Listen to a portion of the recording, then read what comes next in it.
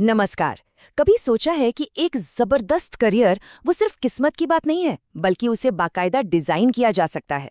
आज हम इसी पर बात करने वाले हैं, खास तौर पर उनके लिए जो अपने प्रोफेशनल सफर की नींव एकदम मजबूत रखना चाहते हैं, एक सोचे समझे ठोस प्लान के साथ। देखिए, कितनी सही बात कही गई है कि हमारी पहचान उन कहानियों से बनती है जो लोग हमारे काम के बारे में सुनाते हैं। जरा सोचिए, हमारा हर काम, हर प्रोजेक्ट असल में एक कहानी ही तो है। और ये कहानियां हमारे मैनेजर, हमारी टीम और यहाँ तक कि भविष्य में काम देने वालों तक भी पहुंचती हैं। लेकिन यहीं पर एक बहुत दिलचस्प सवाल खड़ा होता है।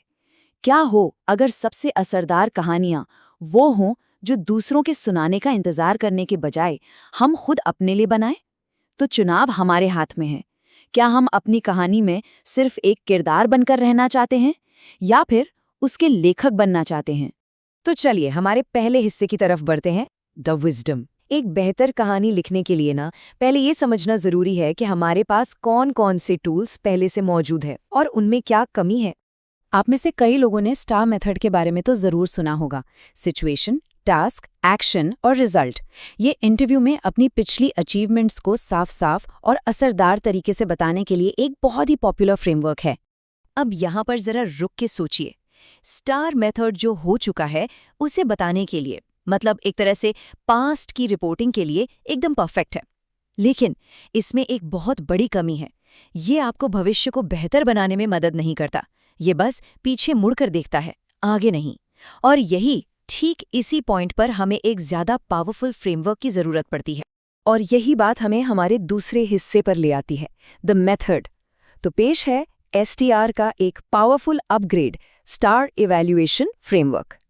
ये वो तरीका है जो सिर्फ कहानी सुनाने तक नहीं रुकता, बल्कि उसे भविष्य की स्ट्रैटेजी बनाने में बदल देता है। यहाँ देखिए, दोनों में फर्क एकदम साफ है। स्टार फ्रेमवर्क में सिर्फ एक अक्षर एक्स्ट्रा है, ई, मतलब इवैल्यूएशन यानी मूल्यांकन। लेकिन ये छोटा सा बदलाव इस पूरे मॉडल का मकसद ही बदल देता है। ये इसे सिर्फ एक रिपोर्टिंग टूल से उठाकर एक ग्रोथ टूल बना देता है। तरक्की तभी होती है जब आप अपने ही परफॉर्मेंस का ऑडिट करते हैं। ये बात ई को जोड़ने के पीछे की गहरी सोच को दिखाती है। मतलब जब तक हम रुककर सोचेंगे नहीं, तब तक आगे कैसे बढ़ेंगे, राइट? असली ग्रोथ इसी आत्मचिंतन से आती है। तो ये काम कैसे करता है? पहले 4 कदम तो बिल्कुल स्टार मेथड जैसे ही हैं। सिचुएशन, टास्क, एक्शन और रिजल्ट। लेकिन असली जादू तो 5वें कदम में है, इवैल्यूएशन। यहाँ हम रुकते हैं और खुद से पूछते हैं, अगली बार क्या बेहतर हो सकता था? क्या चीज़ अलग तरीके से की जा सकती थी? यही वो स्टेप है जो सीखने की पूरी प्रोसेस को कंप्लीट करता है। एक बात हमेशा याद रखनी है, वो ई ही है जो हमारे बीते हुए काम को भविष्य की स्ट्रैटेजी से जोड़ता है।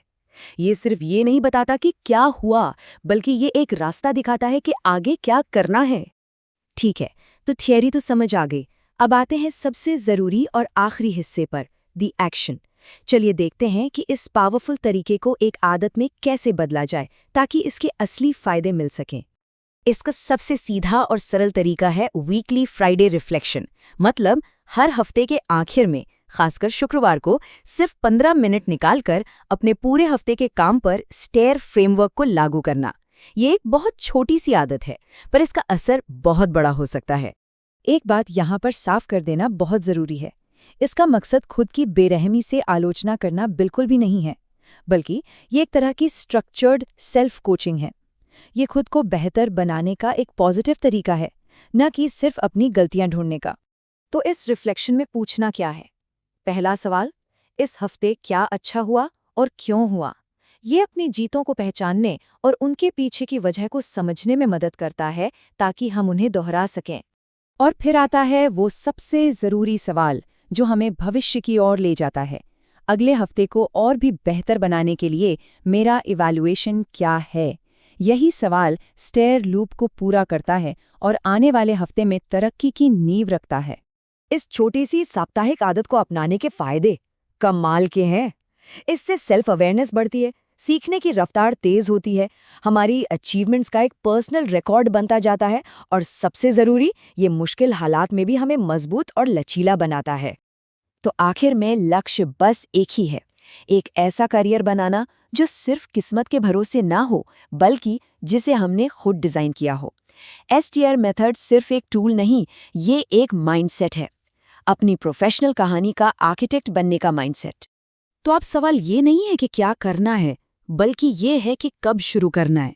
जरा सोचिए, इस हफ्ते का वो कौन सा तजुर्बा है जो आपके नए परफॉर्मेंस ऑडिट की पहली एंट्री बन सकता है। जैसे ही जवाब मिल जाए, समझ लीजिए ग्रोथ की शुरुआत हो चुकी है।